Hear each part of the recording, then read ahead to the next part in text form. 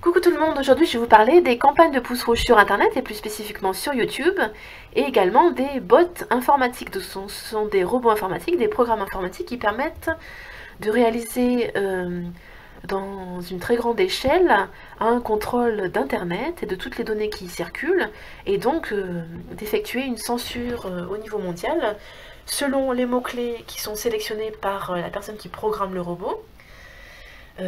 Et donc s'il y a des mots-clés qui sont considérés comme complotistes, ou des mots-clés qui sont très utilisés par la sphère de la dissidence, eh bien ces robots pourront signaler les pages, signaler les contenus, signaler les auteurs de ces pages et donc exercer une censure sans aucune limite.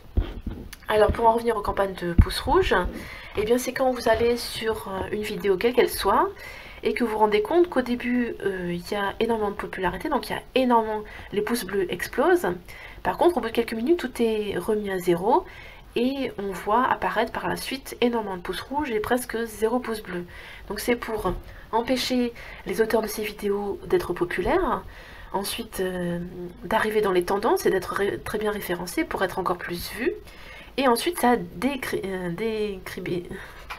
discrédite le travail qui vient d'être effectué, puisque on sait que sur les plateformes des médias sociaux, tout ce qui est très bien noté, en principe, aura plus de crédit, on accordera plus d'attention aux vidéos, aux médias qui sont bien mieux notés par l'opinion publique en général. Alors maintenant, j'en viens aux robots informatiques, les bots informatiques. Qu'est-ce que c'est ? Un bot informatique, c'est un agent logiciel, c'est un programme informatique, un programme automatique ou semi-automatique qui interagit avec des serveurs informatiques. Un bot se connecte et interagit avec le serveur comme un programme client utilisé par un humain, d'où le terme bot, qui est la contraction de robot, de l'anglicisme robot. Selon le scientifique Andrew Leonard, un bot, c'est un programme informatique autonome, donc qui a été programmé par un humain pour une certaine fonction et qui va exercer cette fonction de façon très répétitive et à très grande échelle, donc d'après le big data. Donc c'est un programme informatique autonome supposé intelligent, doué de personnalité entre guillemets, et qui habituellement, mais pas toujours, rend un service, donc il effectue une tâche, comme on dit en informatique.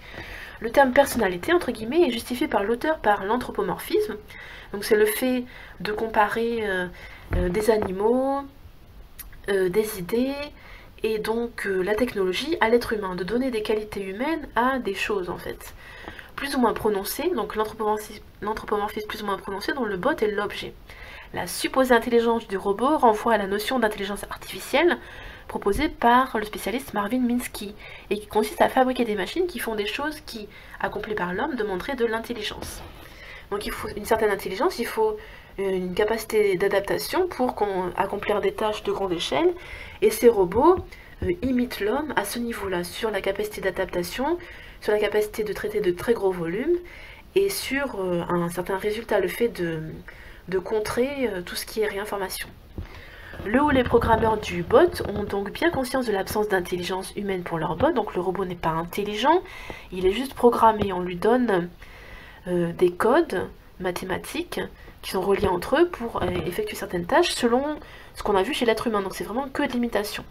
Alors que les autres humains, comme les internautes, ne sont pas dans ce cas. Tout le monde est doté d'intelligence. Voilà, intelligence relationnelle, intelligence mathématique, intelligence scolaire, etc.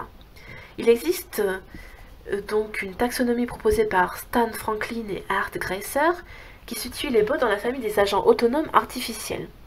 Les bots sont développés principalement pour effectuer des tâches répétitives. Ils sont également utiles lorsque la rapidité d'action est un critère important. Surtout dans une époque où on voit absolument, les élites malveillantes veulent absolument établir un nouvel ordre mondial avec une dictature unique, une pensée unique, un parti unique, etc. Une propagande insoutenable. Et donc là, sachant qu'Internet est un espace de liberté d'expression hors norme, ils essaient de contrer ça, de tout thésauriser, de tout référencer et de fermer ce qui ne leur plaît pas, selon les mots-clés qu'on n'a plus le droit de prononcer en fait. Avec par exemple des robots de jeu, des robots d'enchères, mais aussi pour simuler des réactions humaines comme les bots de messagerie instantanée. Alors au niveau de simulation de réaction humaine, dernièrement je me suis rendue en famille au Futuroscope et là-bas j'ai vu un androïde qui simulait très bien les expressions faciales grâce aux yeux, aux sourcils et à la bouche. Et c'était très impressionnant et voilà. On s'est senti un petit peu comme des souris de laboratoire, j'ai envie de dire. À l'origine, les bots sont préférés aux humains pour les soulager de tâches automatisables.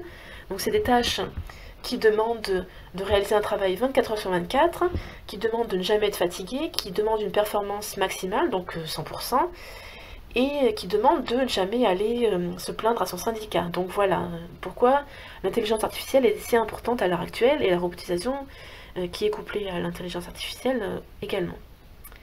Mais également parce que leurs capacités sont supérieures sur les tâches qui leur sont données. Alors sur une seule tâche bien spécifique, ils seront plus capables. Pourquoi? Eh bien parce qu'ils ne sont pas humains déjà. Parce que ce sont des tâches qui sont programmées et le robot il va juste effectuer cette tâche comme un programme et puis c'est tout. Voilà. Web. Alors au niveau du web, les robots d'indexation, donc qui indexent, qui thésaurisent, qui essaient d'évaluer l'intégralité de l'information, tels que Googlebot, sont la principale utilisation des robots informatiques. Ils parcourent le web en indexant les pages pour le compte de moteurs de recherche. Dans le cas d'un wiki, les bots sont utilisés pour remplir des tâches systématiques, comme corriger des fautes d'orthographe courantes, générer du contenu suivant un template.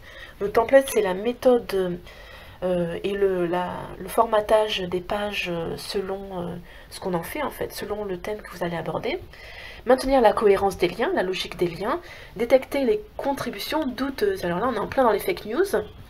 Tout ce qui est considéré comme douteux par la pensée unique, eh bien, ce sera retiré, dans un premier temps discrédité, ensuite il y aura des campagnes de pouce rouge, il y aura des campagnes de diffamation, ensuite il y aura des fermetures de sites, et ensuite on enlèvera tout l'historique de ce genre de mouvement de résistance ou de dissidence. Le logiciel Wiki peut offrir des pages spécialement conçues pour les bots afin qu'ils puissent agir plus rapidement en chargeant un peu moins les serveurs. Donc ça, c'est les principes de blockchain que j'aborderai dans une prochaine vidéo. J'ai vu dernièrement un partage de ERTV qui parlait des blockchains pour la dissidence, la résistance et les chercheurs de vérité, qui serait très intéressant puisqu'il s'agirait d'unir toute la résistance au niveau mondial sur comment dire, un système informatique alternatif qui ne puisse pas être éradiqué d'un seul coup, voilà, par un seul clic ou en appuyant sur un bouton. Alors, en ce qui concerne les messageries instantanées et les IRC, les bots de messagerie instantanée existant déjà au début des années 1990, notamment sur IRC, ils peuvent proposer des jeux, tenir des statistiques, gérer un canal de discussion, etc. Souvent, ils sont programmés pour donner un statut privilégié à certains utilisateurs. Depuis 2016, les bots ou chatbots reviennent donc c'est les robots de discussion, reviennent à la mode grâce aux travaux en matière d'intelligence artificielle qui leur donnent une nouvelle vie. Donc attention, quand vous avez l'impression qu'il y a une armée de trolls qui vous tombe sur la tête, peut-être tout simplement que ce sont des robots qui ont détecté vos mots-clés qui sont interdits par la pensée unique, par le ministère de la Vérité, et vous êtes tout simplement victime d'un programme informatique qui a été donc conçu par un humain qui voulait telle ou telle application, telle ou telle fonction. Alors au niveau des robots de jeu, dans le cadre de jeux vidéo, les bots sont les adversaires artificiels qui miment le comportement de vrais joueurs pilotés par ordinateur, permettant ainsi de jouer seul à un jeu multijoueur, comme dans les échecs notamment. Il existe également des bots d'assistance permettant d'assister le joueur dans les manipulations demandant de la précision ou de la rapidité. Par exemple, dans un jeu de tir à la première personne, un bot permettra d'ajuster automatiquement la visée afin de faire mouche à chaque coup. Donc en fait, le robot il se met entre l'homme et son action, ce qui est un petit peu, je pense, dangereux. J'ai vu ça dans une précédente vidéo sur donc l'intelligence artificielle et les objets connectés. Et notamment un objet connecté qui s'appelle Alter Ego. C'est une oreillette qui lit les pensées de l'être humain et qui enverrait a priori des ordres à l'être humain par donc des ordres silencieux mais que l'être humain perçoit par ondes électromagnétiques, comme dans le MK Ultra en fait, et le harcèlement électromagnétique. Ce genre de bot est généralement considéré comme de la triche et peut sanctionner leur utilisateur d'un bannissement. Il existe également des bots d'aide à l'administration de serveurs de jeux vidéo tels que le Big Brother Bot.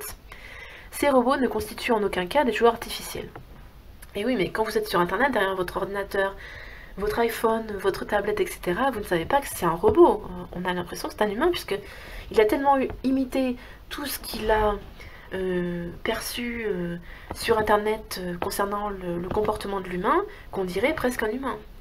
Alors, quelles sont les utilisations malveillantes des robots informatiques?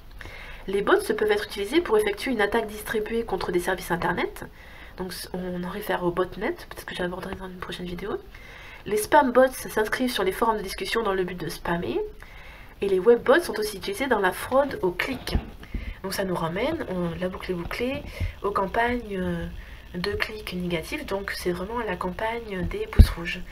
Voilà, j'espère que ça vous aura plu. La vidéo ne dure que 10 minutes. C'était vraiment dans une optique de faire des vidéos, des micro-vidéos de 5 à 10 minutes maximum. Je vous souhaite une très bonne journée, à bientôt.